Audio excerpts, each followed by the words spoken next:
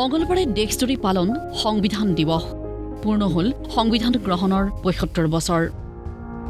স্বাভাৱিকতেই এই মঙ্গলবাৰ অৰ্থাৎ ২৬ নৱেম্বৰৰ দিনটো দেশৰ বাবে দেশৰ গণতন্ত্ৰৰ বাবে এক গৌৰৱৰ দিন, ঐতিহাসিক দিন।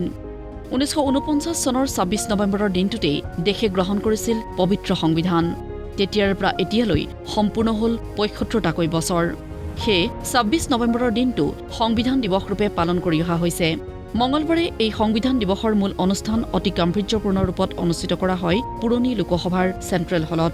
ৰাষ্ট্ৰপতি, উপৰাষ্ট্ৰপতি, প্ৰধানমন্ত্ৰী, বিৰোধী নেতা, লোকসভাৰ অধ্যক্ষৰ উপৰিও উভয় সদনৰ সকলো সদস্য উপস্থিত থাকে। ইয়াতে প্ৰথমে আদৰণি ভাষণ দি লোকসভাৰ অধ্যক্ষ ওম বিৰলাই কয়, সংবিধানে আমাৰ গণতন্ত্ৰৰ তিনিওটা স্তম্ভকেই সমন্বয় ৰাখি কাম কৰাৰ সুযোগ দিছে।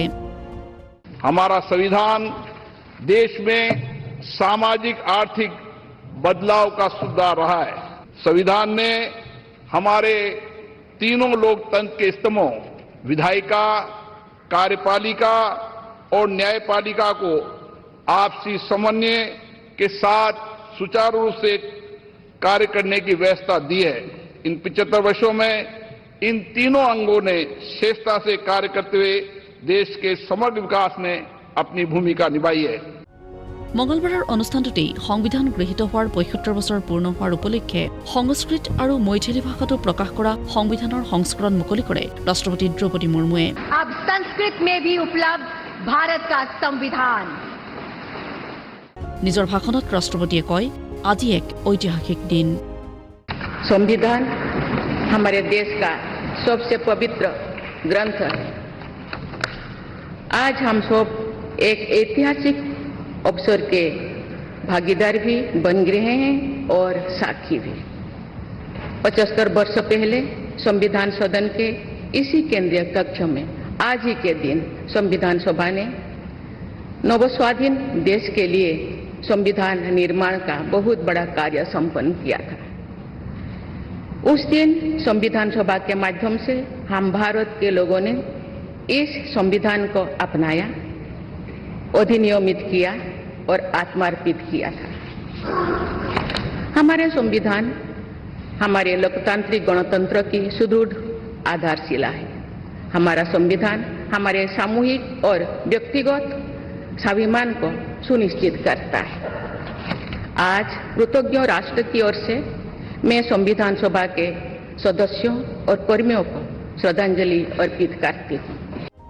আকৌ উপৰাষ্ট্ৰপতি তথা ৰাজ্যসভাৰ সভাপতি জগদীপ ধনখৰেও কয়, সংবিধানে আমাৰ মৌলিক অধিকাৰৰ নিশ্চিতি দিয়ে। Our constitution assures fundamental rights and ordains fundamental duties. These define informed citizenship, reflecting Dr. Ambedkar's caution that internal conflicts more than external threat endanger democracy. Time for us to fully commit to our fundamental duties, protecting national sovereignty, fostering unity, prioritizing national interests, and safeguarding our environment. We must always put our nation first. We need to be on guard as never before. সংবিধান গৃহীত হোৱাৰ ৭৫ বছৰ পূৰ্ণ হোৱা উপলক্ষে বছৰজোৰাকৈ সংবিধান অমৃত মহোৎসৱৰো আয়োজন কৰা হৈছে বুলি প্ৰকাশ কৰে সংসদীয় পৰিক্ৰমা মন্ত্ৰী কিৰেণ ৰিজিজুৱে। आज हमारे देश के लिए बहुत महान और पवित्र दिवस है। संविधान दिवस मनाने का साथ साथ आज संविधान को जब एडॉप्ट किया 26 नवंबर 1949 और आज 26 नवंबर 2024 75 वर्ष पूरा हो गए हैं, तो 75th year of India's adoption of the constitution, ये हमारे लिए बहुत बड़ा दिन है। तो आज संविधान दिवस मनाने का साथ साथ साल भर संविधान दिवस का एक तरीके से संविधान अमृत महोत्सव के रूप में मनाने का निर्णय किया गया है सरकार की ओर से। ইফালে সংবিধান দিৱসক লৈ সংসদত মাথো এদিনীয়া কাৰ্যসূচীয়ে ৰখাত অসন্তুষ্টি প্ৰকাশ কৰে ৰাজ্যসভাৰ বিৰোধী নেতা মল্লিকাৰ্জুন খাৰ্গেই। हम ये चाहते हैं कि इसको 2 दिन डिस्कशन देना चाहिए। डिटेल में संविधान के ऊपर अगर डिस्कशन हुआ तो लोगों को मालूम होता संविधान का महत्व क्या है, अपने फंडामेंटल राइट्स क्या है, अपने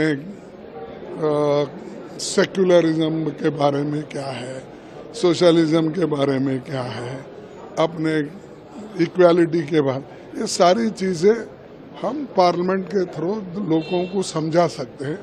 इसीलिए हमने लेटर भी लिखा है और डिमांड भी किया है कि 2 दिन का डिस्कशन पार्लियामेंट में होना चाहिए। উল্লেখ্য নিজৰ ভাষণৰ শেষত ৰাষ্ট্ৰপতি দ্ৰৌপদী মুৰ্মুৱে উপস্থিত সকলোকেই সংবিধানৰ প্ৰস্তাৱনাৰ পাঠ কৰোৱাই हम भारत के लोग भारत को নেশ্যনেল ডেস্ক প্ৰতিদিন টাইম।